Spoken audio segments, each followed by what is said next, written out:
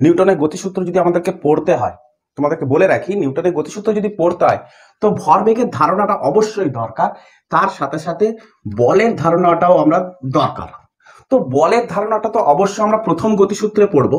তো বর্তমানে আমরা যেটা পড়বো সেটা হচ্ছে ভরবেগের ধারণা। তো ভরবেগ কাকে বলছে, না ভরবেগের যদি সংজ্ঞা যদি তোমরা যদি খোঁজো, ভরবেগের যদি সংজ্ঞা যদি বলতে হয় তাহলে কি বলবো, না কোনো গতিশীল বস্তুর, কোনো গতিশীল বস্তুতে, তাহলে দেখো যদি ভরবেগের যদি সংজ্ঞা দিতে হয়, ভরবেগ মানে কি, ভর থাকবে আর বেগ থাকবে অবশ্যই।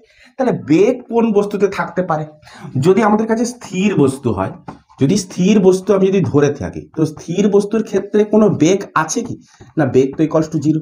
কেবলমাত্র বেগ থাকতে পারে সেই বস্তুর মধ্যে যে গতিশীল বস্তুর ক্ষেত্রে, তাহলে ডেফিনেটলি আমাকে গতিশীল বস্তু নিতেই হবে। তো যে কারণে আমি সংজ্ঞা লিখতে গিয়ে গতিশীল বস্তুর কথা আমি উল্লেখ করেছি।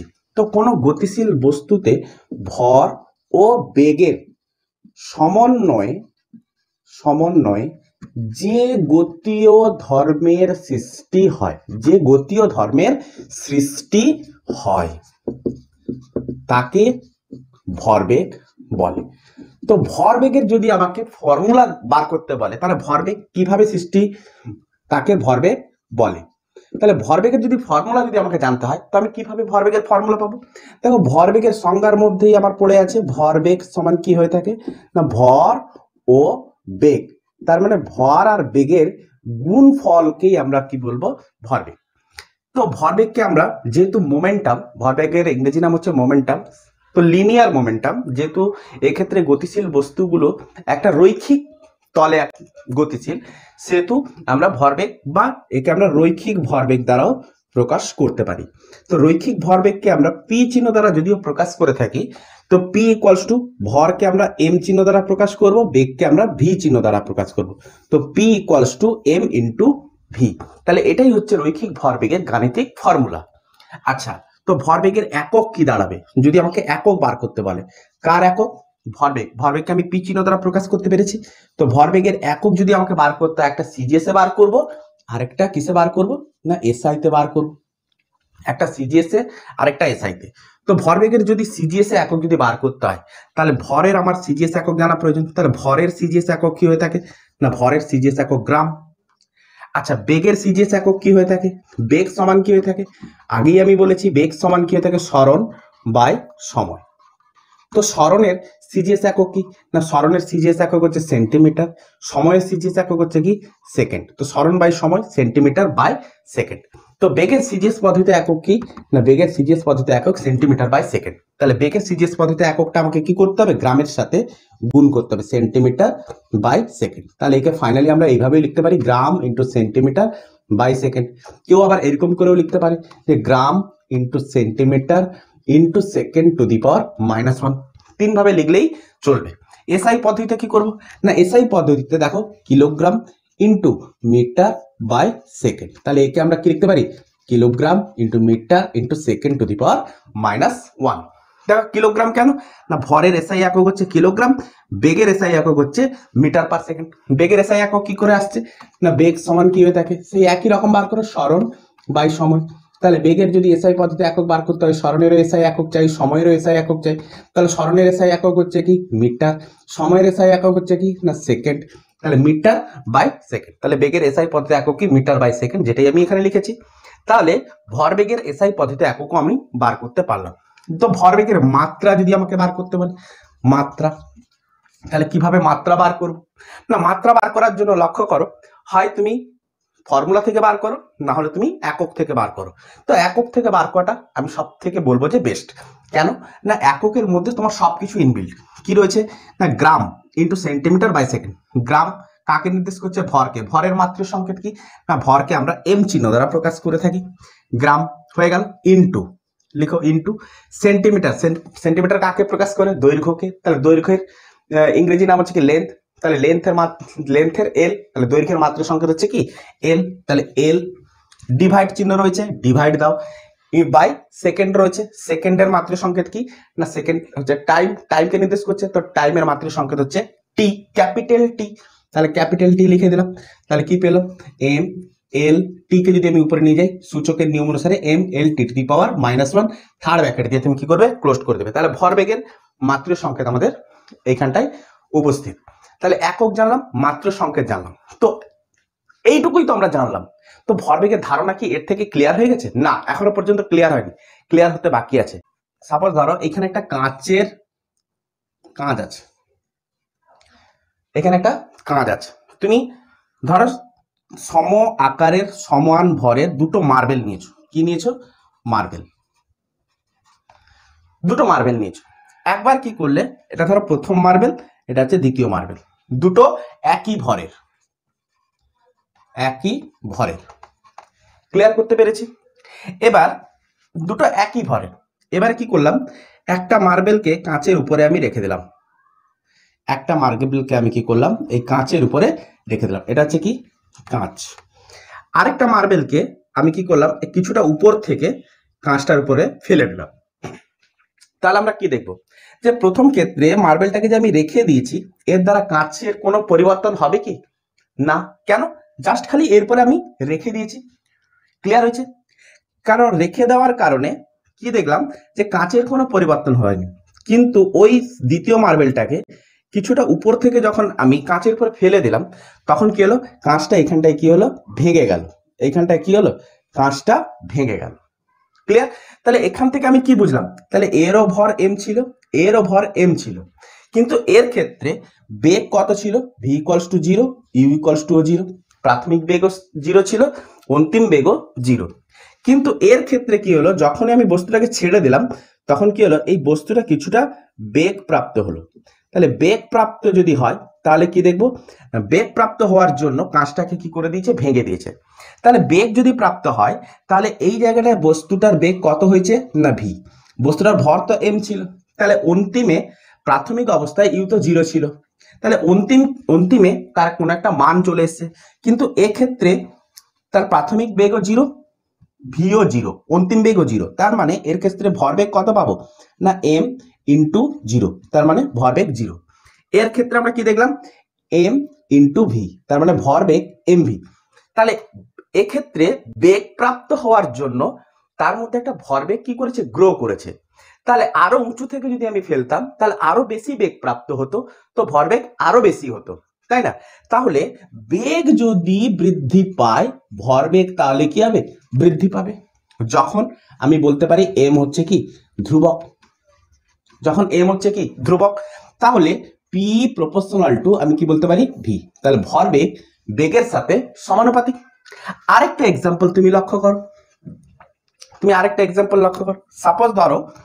সাপোজ ধরো এইখানে একজন, এই একটা রাস্তা, এইখানে একজন ব্যক্তি আছে, ব্যক্তি দাঁড়িয়ে আছে।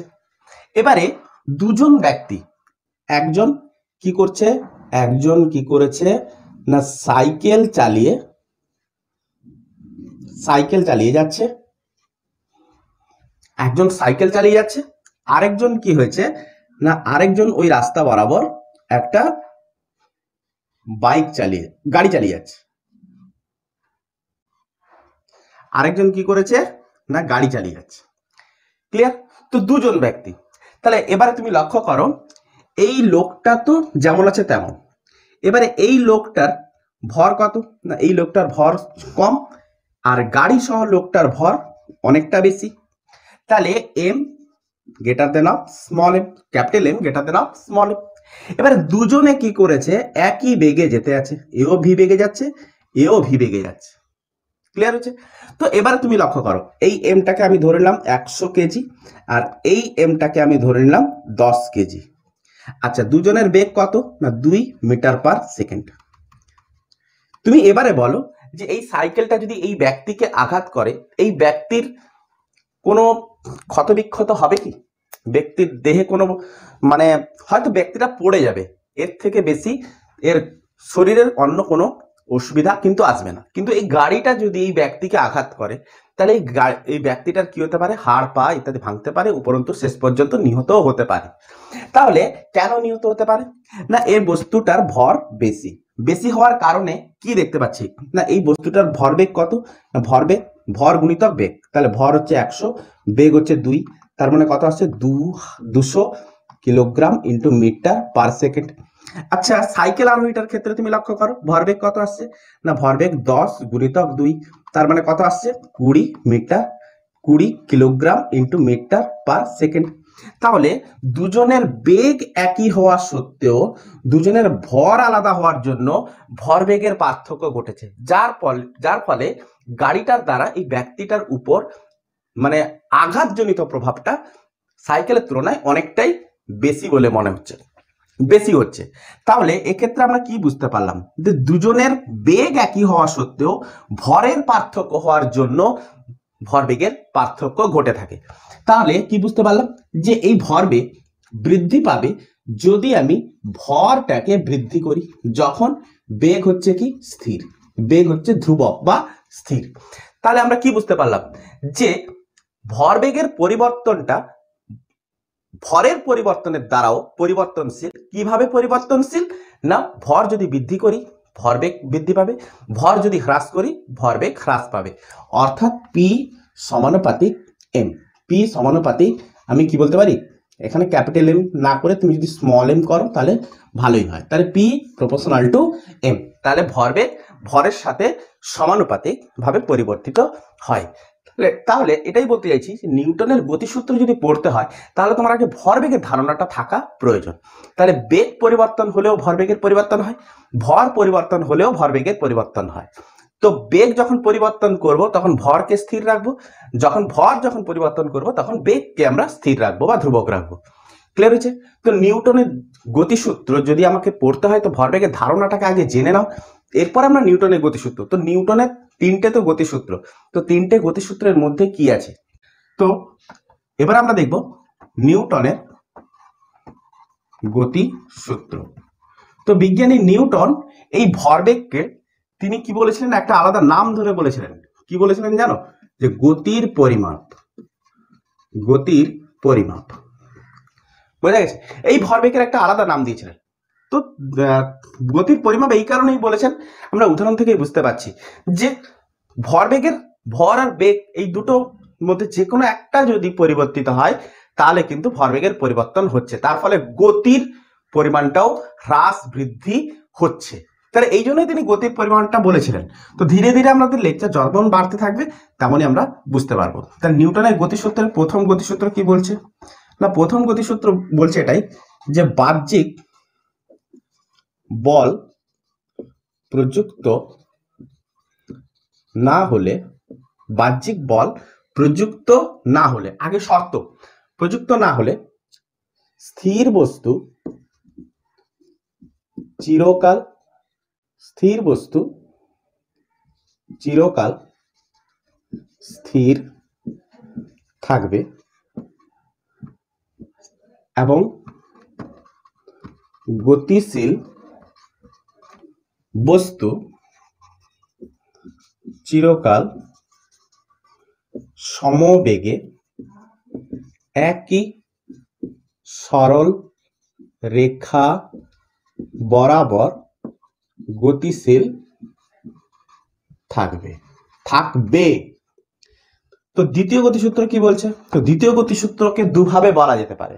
দ্বিতীয় গতিসূত্রকে দুভাবে বলা যেতে পারে, কি কি বলছে, প্রযুক্ত বল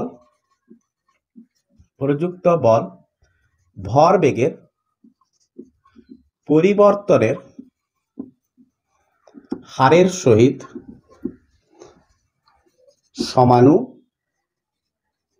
সমানুপাতিক। ভরবেগের পরিবর্তনের হারের সহিত সমানুপাতিক।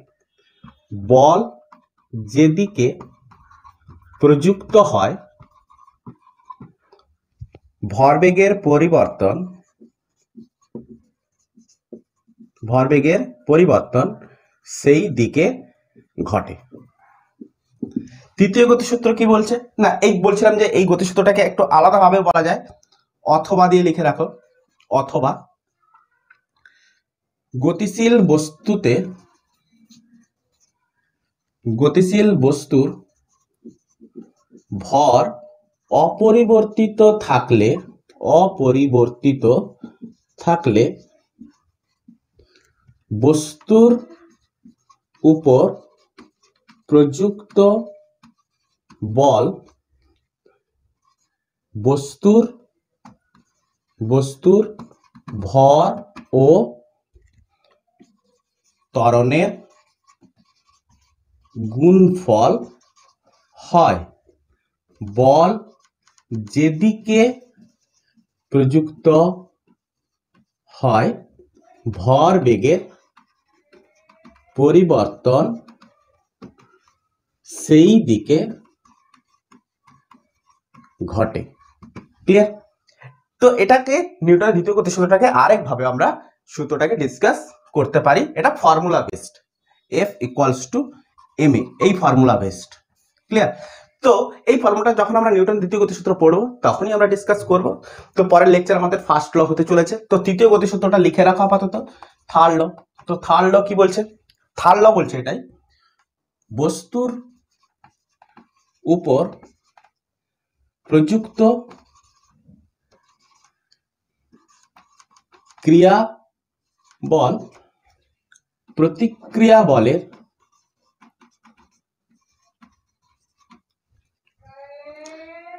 আগে লিখো প্রতিক্রিয়া বল, সরি ভুল লিখে ফেললাম। প্রতিক্রিয়া বল ক্রিয়া বলের সমান ও বিপরীতমুখী। ক্লিয়ার? তো আজকের মতো এতটুকুই থাকলো। তোমরা সূত্রগুলোকে একটা স্ক্রিনশট নিয়ে নিতে পারো। তো আই হোপ তোমরা এতটুকু পর্যন্ত ভালোভাবে বুঝতে পেরেছো। তো সবাইকে জানাই, আমার প্রিয় স্টুডেন্টদেরকে আমার আন্তরিক শুভেচ্ছা ও ভালোবাসা। যদি এই সাবজেক্ট, এই টপিকস, এই চ্যানেল তোমাদের কিছুটা হলেও উপকার করে থাকতে পারে তাহলে প্লিজ একটা সাবস্ক্রাইব অবশ্যই করবে। তো best of luck, good afternoon.